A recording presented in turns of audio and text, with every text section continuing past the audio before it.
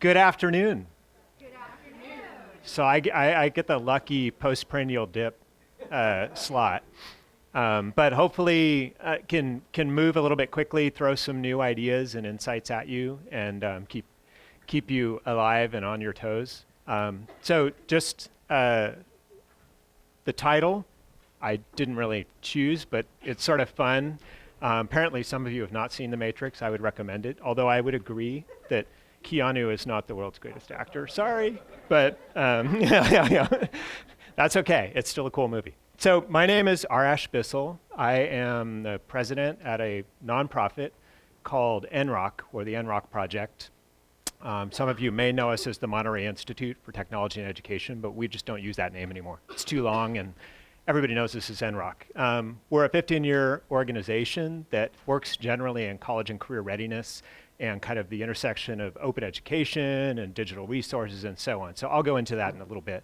But my background, I have a doctorate in evolutionary biology and took an interest in teaching and technology early on and got involved in a lot of different things along the way and eventually launched the education program at Creative Commons and sort of built up a lot of the legal and technical infrastructure for OER.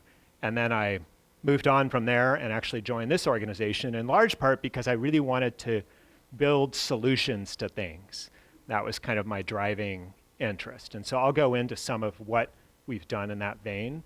I've known some people here for a long time and have also been interested in this intersection of math and biology. And I was part of the group that led to the grant that brought you all here. So it's really exciting to see it growing. Anyway, that's cool. So what do we do at NROC? Give you a little background. This is our mission statement.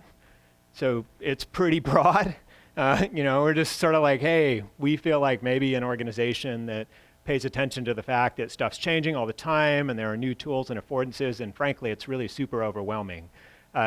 Is there some way that we can serve as kind of a guide in that? Can we build solutions that people might actually use? We do that with a particular emphasis on college and career readiness. So I will give you some of this background. Some of it came up already around issues, things like cut scores and developmental math and so on. I'm going to touch on that, but I'm not going to dwell on that.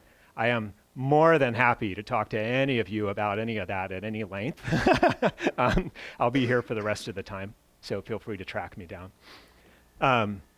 As I said, we're a nonprofit. We are a community-guided project. And so really the secret sauce of our work is the fact that much like you all are sort of the beginning point of what we're imagining will continue to be a growing community, our work really wouldn't happen if we didn't have engaged educators, both in secondary and post-secondary, also adult ed, workforce development, et cetera, who are willing to actually sit down and think differently about what we're doing when we're talking about student preparedness, student retention, success towards what, et cetera, and the policies and procedures we have around that. And we work together to try to define what are the kinds of tools, open educational resources, learning platforms, et cetera, that could help make all of this easier. One of the challenges, of course, is, I think this is much of what you're going to be grappling with, and this is very much in the heart of what we do, that there's part of us that always wishes you could just find the object that you need. Like, it's just a fitting exercise, like, oh, I know what I need, and if it just existed, I'd just plug it in and we'd be good. And that's pretty much just a fiction, right? There's always going to be some modification that's required, and so there's always going to have to be some level of engagement that's required. And the question is, how much can you tolerate? Are you being given room to do that? And that's no different in our work. It's very much part and parcel of what you all are building. You're not going to build the world's best OER module that everyone's just going to use. That's not the goal, right? The goal is to give something that feels sufficiently well-formed and effective that somebody else is willing to take it to the next step. We find that just philosophically, that's a huge leap for a lot of people. Like that whole idea of, wait a minute, I'm not just like deciding which cereal I want. No, you're kind of making the cereal. Like, that's what we're doing here. Yeah. And that's just not how our society is set up.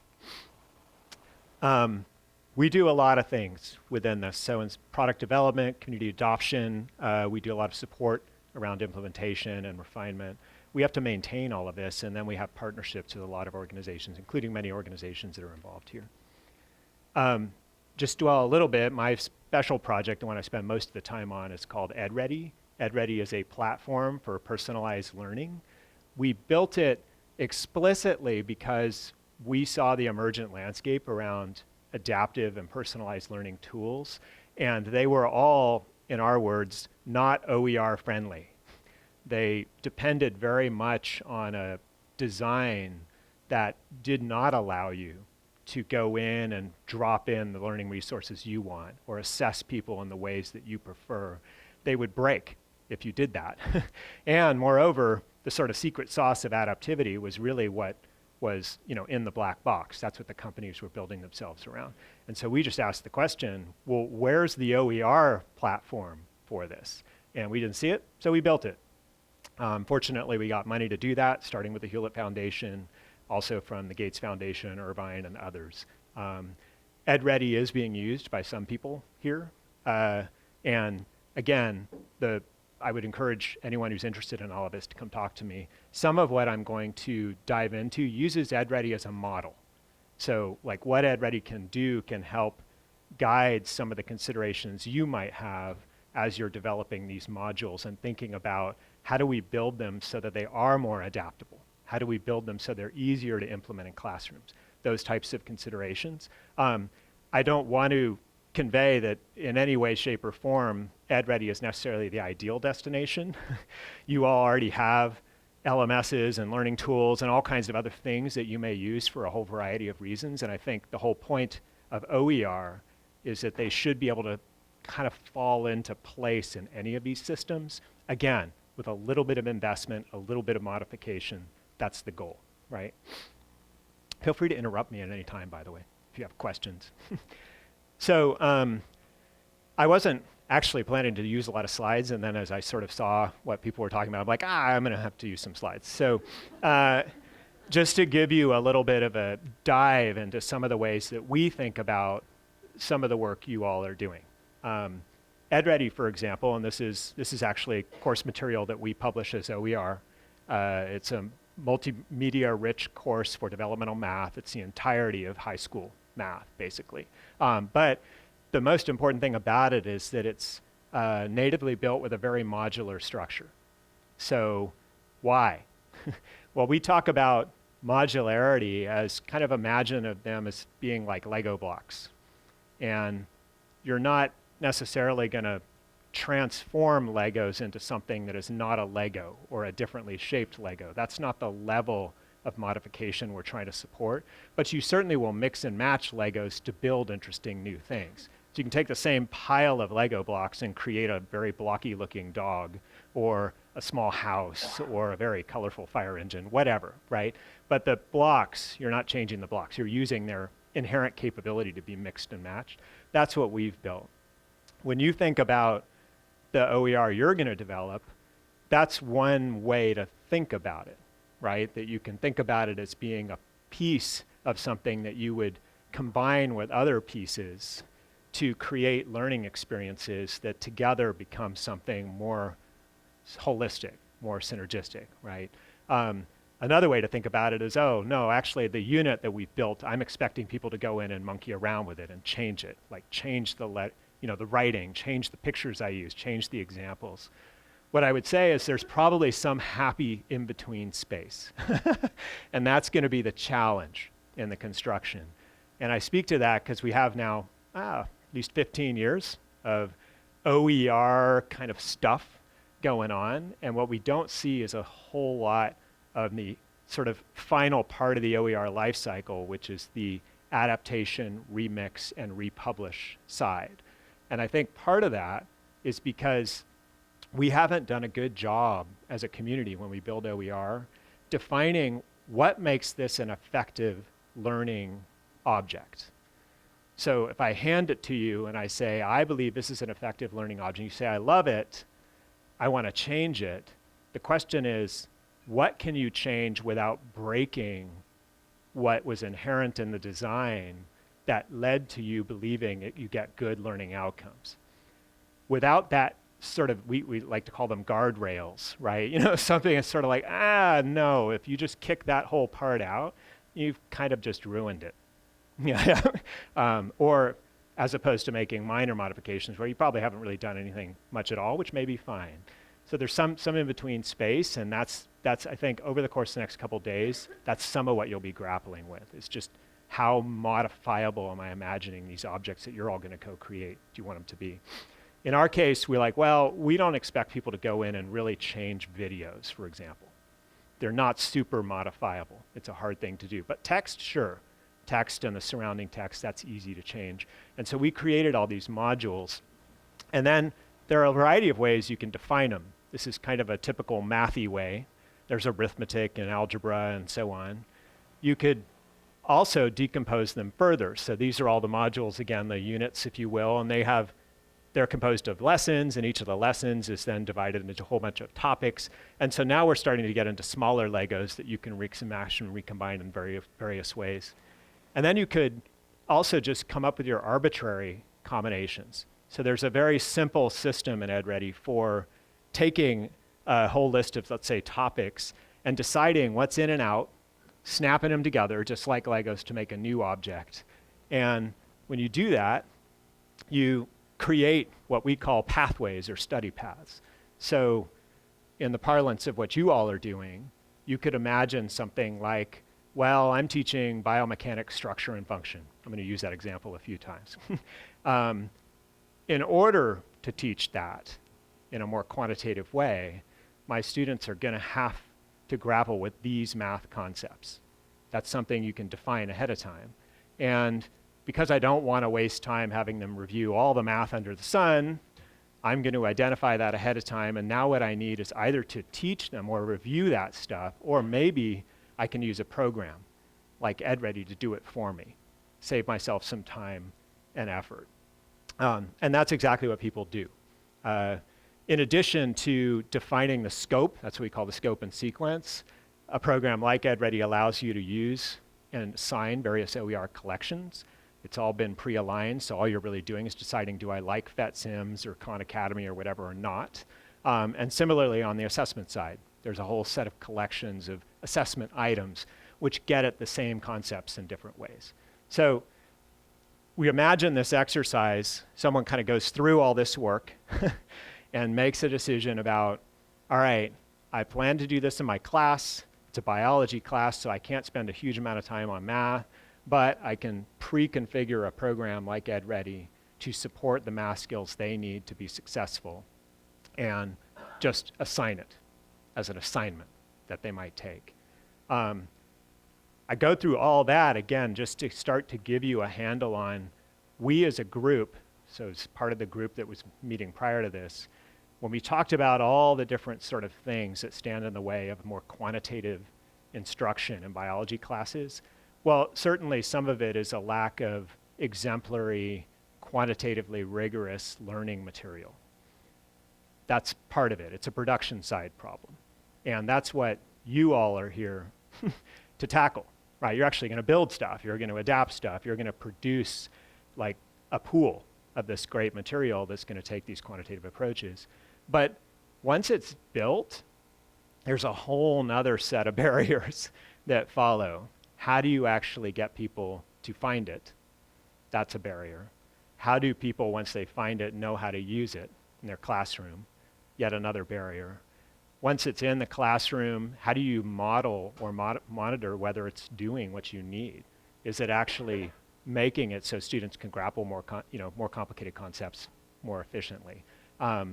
Et cetera, et cetera. And so one of the many possible ways we can start to get at those ideas is to start thinking about implementation models. Using technology as one possible solution. There are many others. But I'm willing to bet, and this is a lot of what I'm certainly, I think, around to help, maybe help people think through, that fundamentally the same kind of attributes are going to need to be applied to these modules you build, the way we publish them, the way we track them, the way people find and discover them, regardless of all of those other situations. So the question came up this morning about things like version control.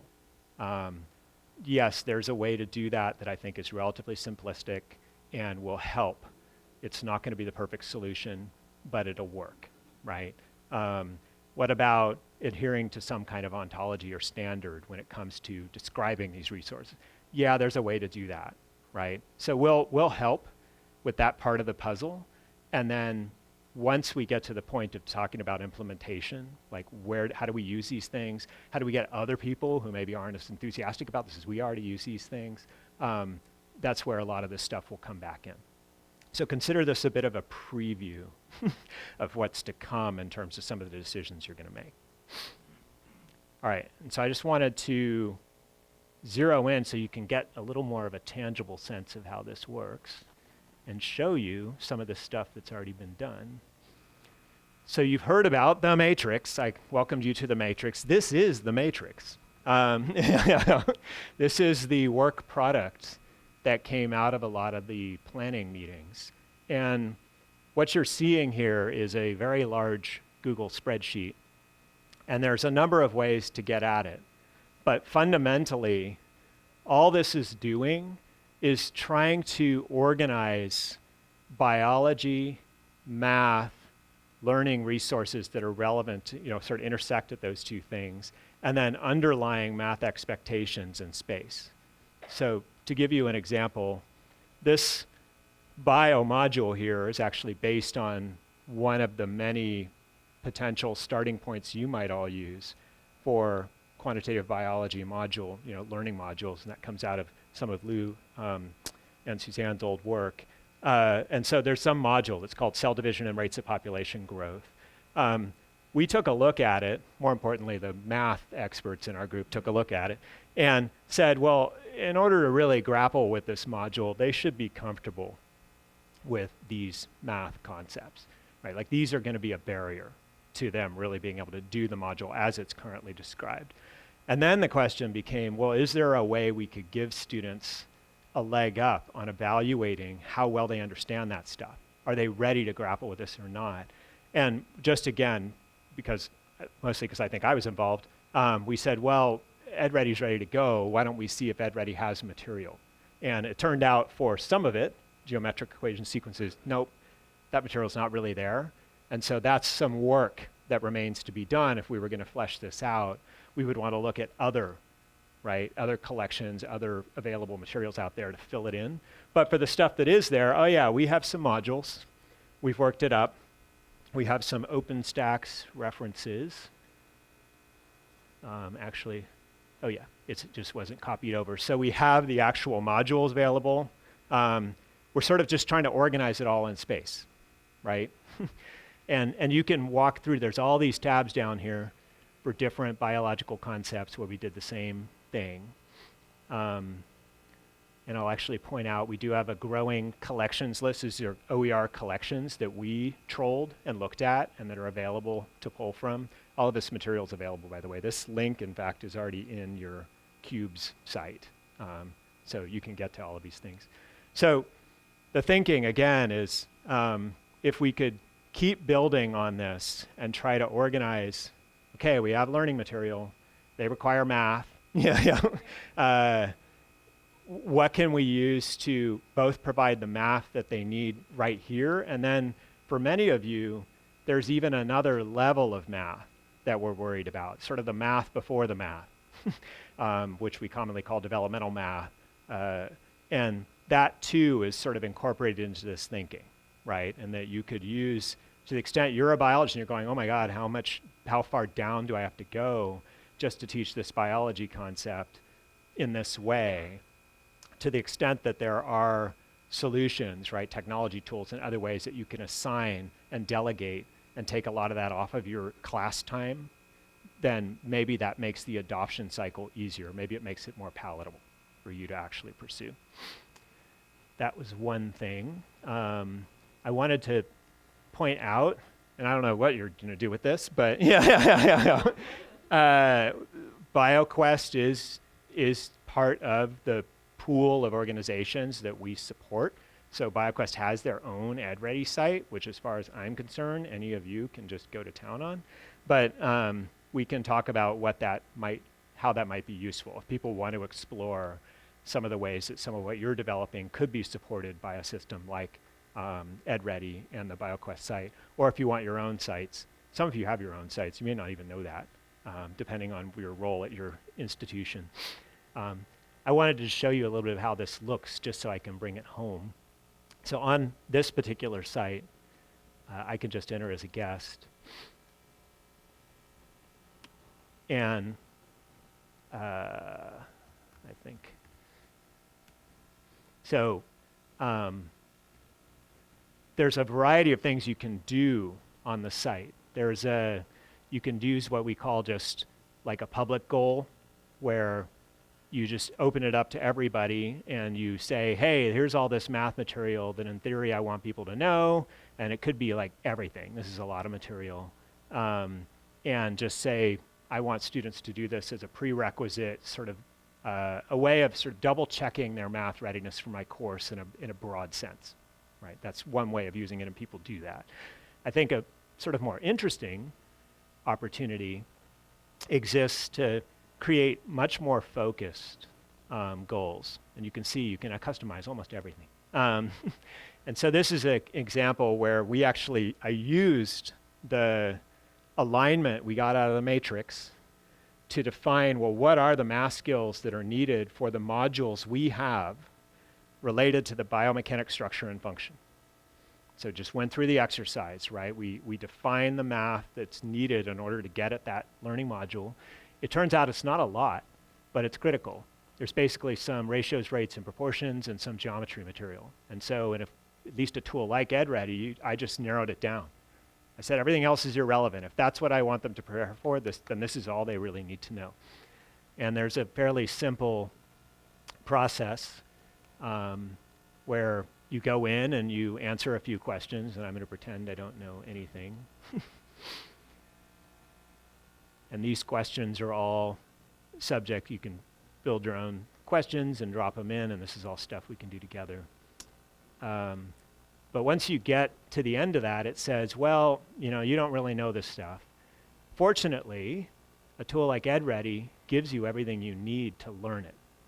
So with something like ratios, rates, and proportions, like, hey, you don't seem to understand that. You need to understand it if we're going to tackle these biology concepts. All right, go in and fix this. And all the materials here. So this would be our own multimedia material. These are the open educational resources you can use. And it includes a lot of really nice stuff. I'm not even sure. The volume's not, oh, actually, that's probably me. 2 brands of frozen pizza has more calories per serving. Anyway. Is the speed limit on this road 50 miles per hour? Explanations of what this is about, why do you need to understand this, practice and review, and more importantly, I think from our perspective, you can add other collections of material, right? So there's art of problem solving in here. I probably have some Khan Academy, et cetera, right? So these are all things you can choose to incorporate or not. If you have your own collections, we can work together to load them up. If you have other ways you wish you could assess whether they know this stuff, we can work on getting that in. It's supposed to be a platform that doesn't sort of say, here's the one, like I often say, it's not a platform that is designed ahead of time to be implemented with a certain fidelity. It really, fidelity is not an objective thing, right? Fidelity depends on the situation. Like, what is the problem you're trying to solve? What is the context in which you're doing it? Let's work together to define that and make sure it fits, right? Any questions about all this stuff? Everybody's like, ah. Yes.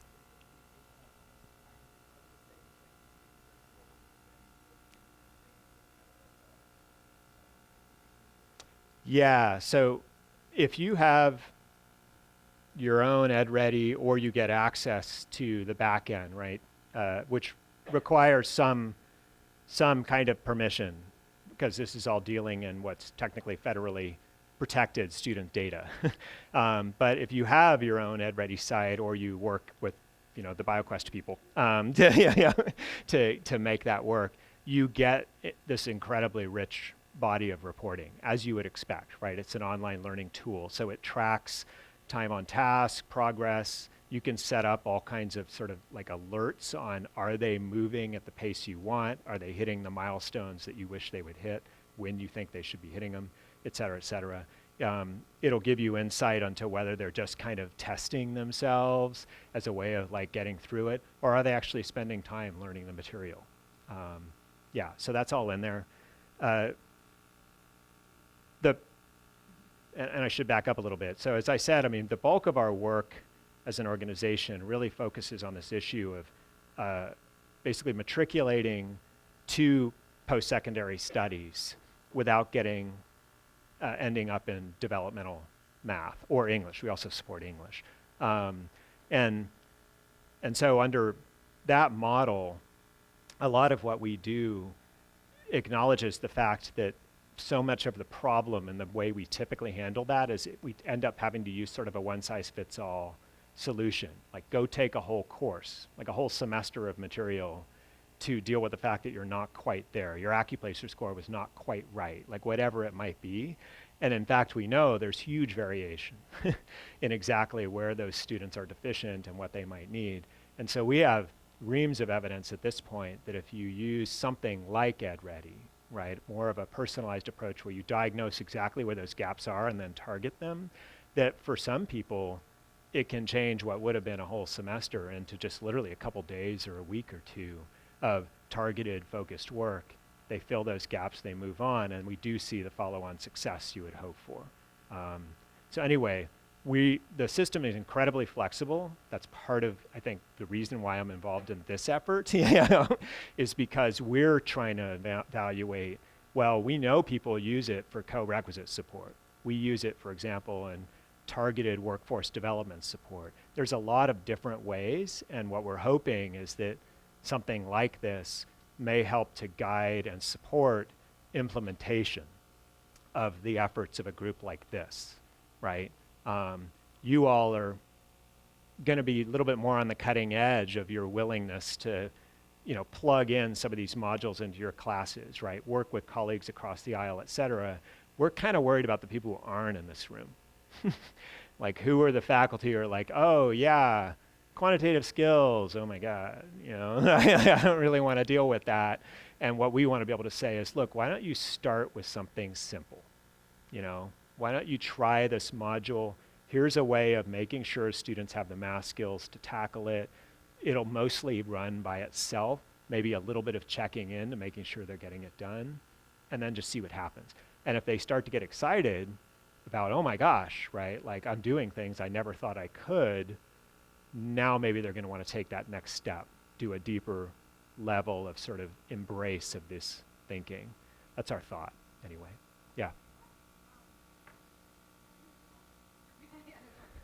Mm-hmm.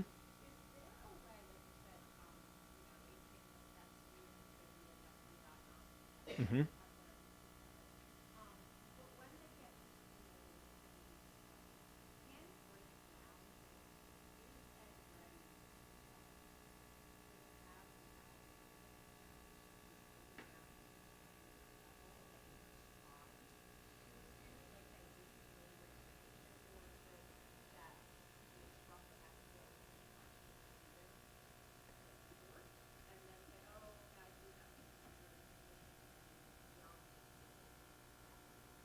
Right. Right.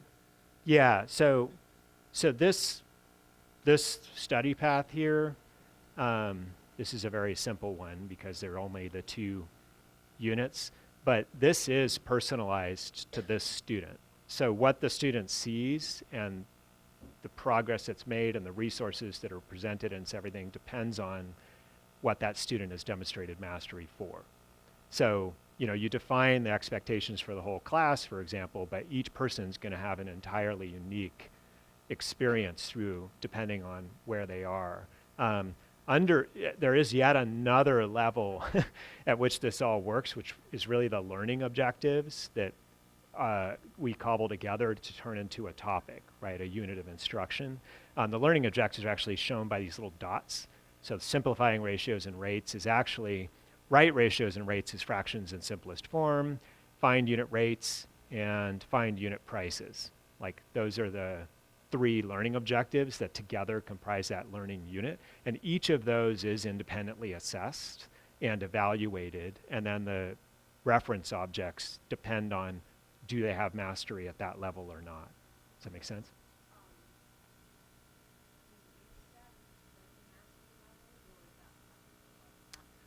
So the overall mastery level, this number here, is set by you. Like, what are your expectations? Do they need to know it all? Do they need to know 80%? Yeah, whatever that might be. When you get down all the way into the individual objectives, like, no, they either have to, they need to know it, right? We're not going to accept 80% mastery of an objective. Yeah. Anyway, some other things I just wanted to quickly showcase. So I sort of have been fiddling with some of this stuff since we started this whole project. This is a Google Classroom site. And so I started playing around with, well, we have these learning modules and we have sort of ideas about how we might package them. And how would I organize that in space, right? And so I just sort of created this classroom site and started thinking about, all right, well, I mean, I could use kind of almost like a master list and have all the appropriate reference materials from there. And you could imagine in your LMS or some other system simply dropping in the links to specific subsections of a site like this and using it to organize in time and space when students are referred to something, monitoring their progress, et cetera. That might also just be way too fancy and complicated, right? But the point is that in the end, one of the great affordances of not just OER, but this sort of digital world we're in is this capacity to do things in all these different creative ways. And I think for a lot of people, that's just really overwhelming. There's sort of this sensation of, oh my gosh, what do I need to learn next? And how do, and you start to worry about spending most of your time helping students recover lost passwords than actually learning the material. And we totally agree, we get that. But I also would just encourage you to maybe try to let go a little bit of any particular preconceived ideas you have about the constraints you're operating under, right? It's like, you don't necessarily have to support, for example, in-classroom instruction with some of these new sort of opportunities by deeply integrating it into your LMS structure and whatever. Although sometimes there are benefits to doing that. So that's another piece that I'm expecting you all will start grappling when you start thinking about how do we make this easier for people to implement. Don't just sort of throw it at them and wish them luck. We can start thinking about the mechanics of all of that. Oh, right. I don't know that I have. Nope. That's really it for my what I was going to say. Any more questions? Yes.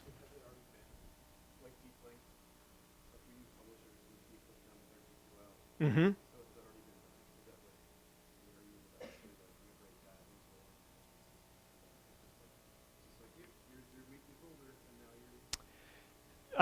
No. So you're talking about EdReady?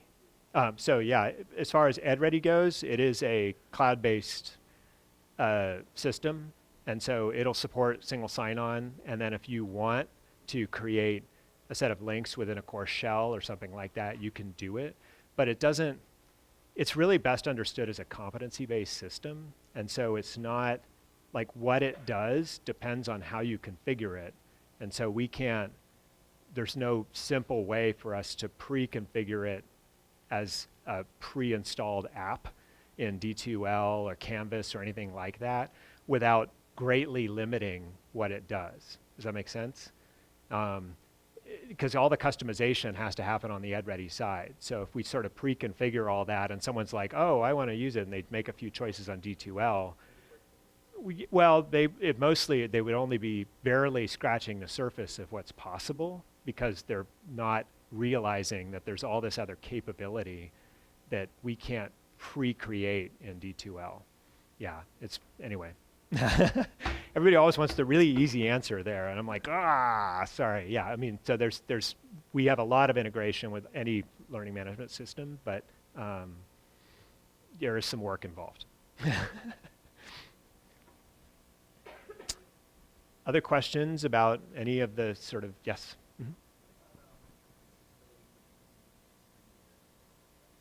Yeah, so I'm glad you brought up the accessibility piece. So, accessibility is a super thorny issue in the OER world. And I agree with what Mike said earlier that, I think the community as a rule has kind of finally gotten over it and is recognizing that there's a commitment that you have to make to doing the further work if you're going to generate stuff that you're expecting people to be able to use without violating federal law. You're going to have to make it accessible. Unfortunately, in most cases, what that means is that you start to reduce the interactivity, for example. That stuff's just way harder to make accessible than just a straight text with a few images and image descriptions. As far as this goes, so we've never been able to get a grant for accessibility, so we just finally paid for it. And we are very accessible. We haven't gotten our final audit to get an external validation, but we have reached the gold standard, which is WCAG, is what they call WCAG 2.0 AA. They are now moving to 2.1, which, it's just like you're always trying to keep up, but it is fully usable by any of the screen readers, et cetera, et cetera. Yeah, we actually, if you don't know them, there are some organizations that are doing a pretty good job playing across the accessibility and OER spaces. So I point you to places like Benetech, which is a really interesting organization, and we work closely with them on some new tools that we're hoping to integrate into EdReady for math learning in particular. In fact, I think you guys would love this. So, there is there's a tool they built called MathShare, and they purpose built it because when they asked mathematics educators what is missing from most online math tools that they really wish they could get, and the number one thing was, when students learn math online, there's almost never any way for them to show their work, right? How do you capture their thinking and have them actually work out step by step their logic to an answer? So they built that. They actually have a tool called MathShare, which I think is pretty slick. It allows you to create problems, and you can create problem sets, and you publish them. And then when students go there, they're given a whole palette where they actually are given a set of prompts to show each step. And they can type it, they can speak it, they can draw it, and it captures it all. And then when you submit, the teacher is alerted and can go in and review it all and comment on it. And so we're integrating that into EdReady.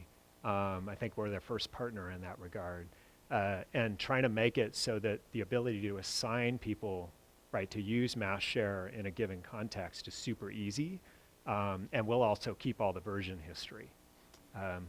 So anyway, they're a great organization. And then another one is called the Inclusive Design Research Center, IDRC, which has a specific project called the Flow Project. They're based out of Canada. And they do a lot of work on what they call universal design, and this whole idea that accessibility should not be, it's much like the problem we're tackling, right? Like, it seems silly to us, this is at least our philosophy, to talk about students who are developmental or not developmental, because that pretends there's like some line, and there isn't, right? It's a spectrum. And where you decide to draw that cutoff, whether you call it a cut score or what have you, is totally arbitrary. And what we really need to do is embrace, right, the idea that there's a spectrum. Even the people who are really well prepared probably don't know 100% of the material they need for success in their classes, right? There's still some gaps they're going to have to fill in at some point. And so all we really need to know is, well, how big is it? And it matters where they're headed, right? Yeah. It's different if you're going to become an artist versus becoming an engineer, right? I mean, anyway. So accessibility, I think, is the same, right? I mean, technically, anytime you struggle with your phone because it just seems like it wasn't very well put together, like that's kind of an accessibility problem. And you're like, oh, okay, we can make it better by thinking about the full diversity of the ways that people engage with information, engage with their, objects. So anyhow, that group is doing a lot of really interesting work to try to make that more operational, right? Actually help people think about design around that. Any other questions? All right, so I've just finished by saying that, again, I feel like my place here is mostly to be paying attention as you guys grapple with things and start to develop things and sort of help think through the mechanics of what more we might need to do to make sure that when we publish them, they're findable, they're easy to adapt, they go to the various places they need to go, and that people understand what they can do with them without breaking them. That's kind of how I'm sort of seeing my role, but I would be having, many of you are almost certainly in positions with which my organization, NROC, engages around things like rethinking the way we support developmental math and developmental English. And just in general, like how do you implement co-requisite support and blah, blah, blah. So I'll be around the rest of the time. Feel free to track me down. And thanks.